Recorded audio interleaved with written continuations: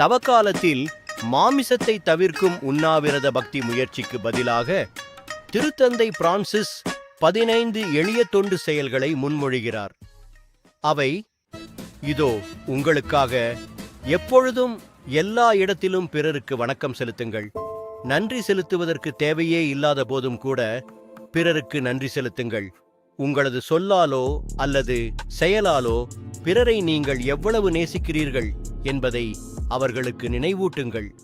நீங்கள் தினமும் பார்க்கும் நபர்களுக்கு மகிழ்ச்சியுடன் கை அசைத்து நகர்ந்து செல்லுங்கள். பிறரை சந்தேகிக்காமல் அன்புடன் அவர்களது கதையை கேளுங்கள்.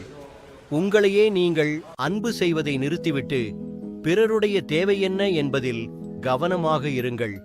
எல்லோரையும் எப்பொழுதும் உற்சாகப்படுத்துங்கள். பிறரது செயல்பாடுகளையும் சாதனைகளையும் கொண்டாடுங்கள்.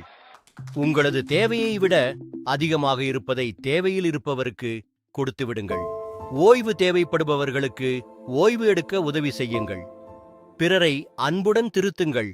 பயத்தால் அமைதியாக இருந்து விடாதீர்கள். நெருக்கமாக இருப்பவர்களிடமிருந்து நல்லவற்றை மட்டுமே தேர்ந்தெடுங்கள். வீட்டில் நீங்கள் பயன்படுத்துகின்ற இடத்தை, பொருளை நீங்களே சுத்தம் செய்யுங்கள். பிறரது இயலாமைகளை கடக்க அவர்களுக்கு உதவுங்கள். பெற்றோர்கள் இருக்க அதிர்ஷ்டம் உடையவர்கள், அவர்களுடன் நிறைய பேசுங்கள். பிறரை புண்படுத்தும் வார்த்தைகளை தவிர்த்து இனிமையான வார்த்தைகளை பேசுங்கள். மகிழ்ச்சியின்மையை தவிர்த்து நன்றியுடன் இருங்கள். கோபத்தை தவிர்த்து சாந்தமுடனும் பொறுமையுடனும் இருங்கள். அவநம்பிக்கையை தவிர்த்து எதிர்நோக்குடனும் நம்பிக்கையுடனும் இருங்கள். கவலைகளை தவிர்த்து கடவுள் மீது நம்பிக்கையுடன் இருங்கள். குறைகளை கூறுவதை தவிர்த்து மனதை எளிய விஷயங்களால் நிரப்புங்கள். வேலைப்பளுவை குறைத்து பிரார்த்தனையில் நிறையுங்கள். சோகத்தையும் கசப்பையும் தவிர்த்து இதயத்தை மகிழ்ச்சியால் நிரப்புங்கள்.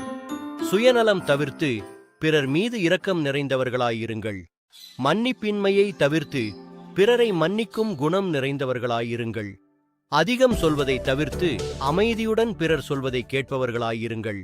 நாம் அனைவரும் இதை வேகமாக முயற்சித்தால் செய்தித்தாள் அமைதி, நம்பிக்கை மற்றும் மகிழ்ச்சி நிறைந்த வாழ்க்கையால்